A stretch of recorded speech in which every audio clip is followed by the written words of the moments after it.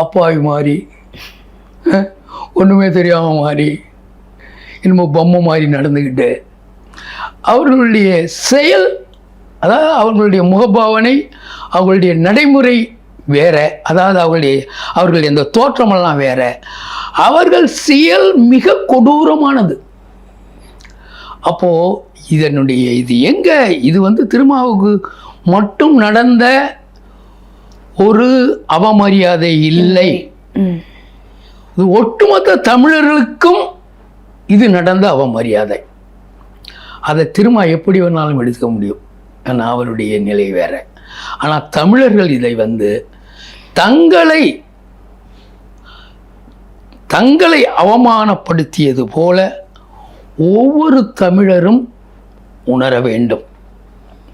ஏன்னா அந்த மாவட்டத்தில், கடலூர் மாவட்டத்தில் அவர்களுடைய செல்வாக்கு நிறைய இருக்குது.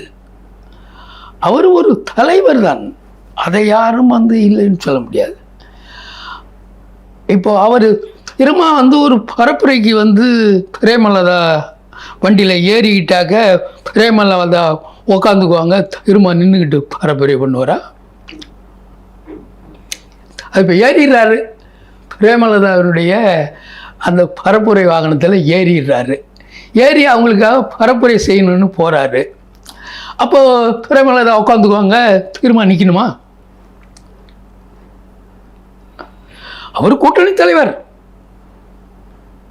என்ன, அவர் பேரை சொல்லும் போது எழுந்து நிற்கிறதுல அவங்களுக்கு என்ன அவ்வளவு காலம் ஆயிடுது?